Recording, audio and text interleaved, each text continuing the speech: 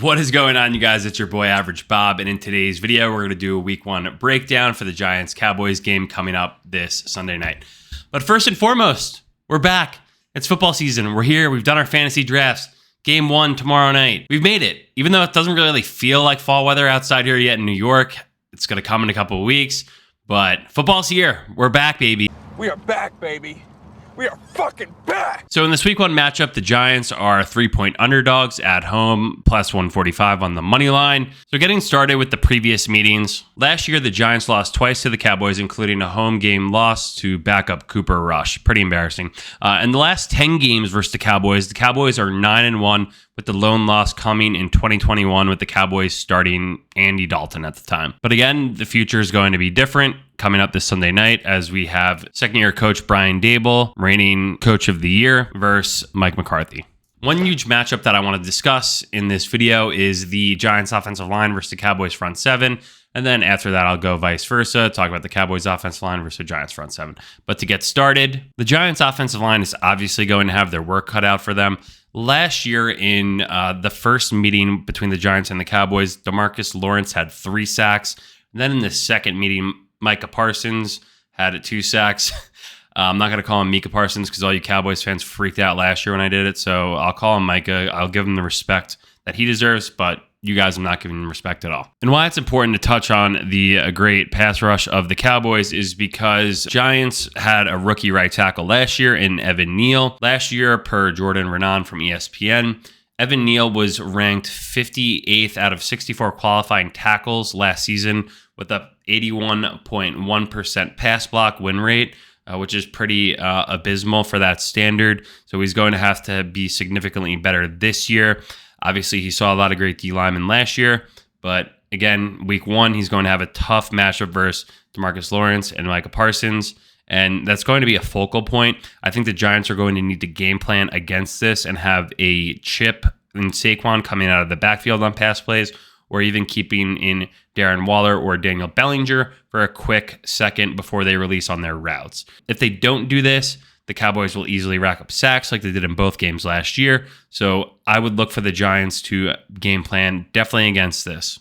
On the flip side of things, the Cowboys offensive line the last few years has been pretty banged up. Tyron Smith, when healthy, is one of the best offensive tackles in the league, in my opinion, but he's played 1 full season since 2015. Pretty insane stat. I actually wouldn't have believed unless I looked it up. And the Cowboys also extended their right tackle, Terrence Steele, to a substantial contract, but he's coming off a major knee surgery. So I'd like to see Wink Martindale really test those guys off the edge, bringing a lot of speed.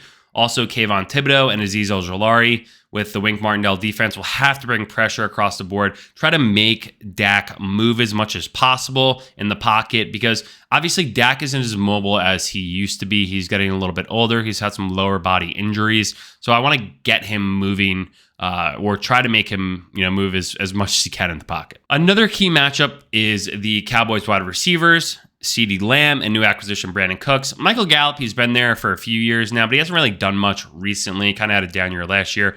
And the matchup between the Cowboys wide receivers versus the Giants corners, especially the rookie corners, Deonte Banks and Trey Hawkins, Wink Martindale will have to rely heavily on veterans like Adoree Jackson and Xavier McKinney to make sure these guys are where they need to be, kind of coaching up those younger guys, really playing in their first true NFL action against some great wide receivers, especially CeeDee Lamb. So I think on top of the front seven bringing a lot of pressure, they're going to see a lot of safety blitzes and some disguised corner blitzes as well.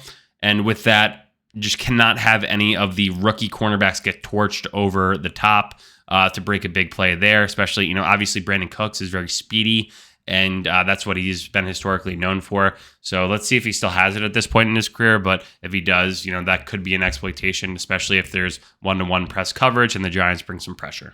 What I'm really interested in seeing is the revamped Giants offense with actual wide receivers and a playmaking tight end now in Darren Waller. Everyone is as healthy as possible, even though you have Shepard and Wan'Dale Robinson, both coming back off of lower body injuries, but they do look like they have really ramped up to where they need to be. So what can all these new playmakers and wide receivers do. In this game plan specifically, I'd love to see the Giants use Saquon early and often to open up the passing attack. I'd like to see the Giants use Saquon early and with the runs that will open up the pass, especially getting Darren Waller going over the middle on some play action.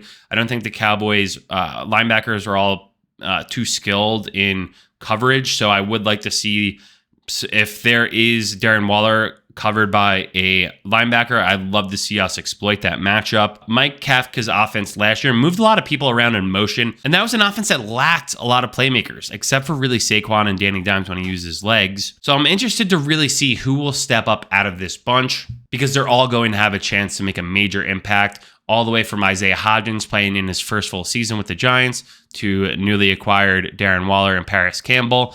There's a lot of room everyone's going to have all of their chances to really be as strong of a performer in this offense as they can be. So I'm really excited to see how it's going to go.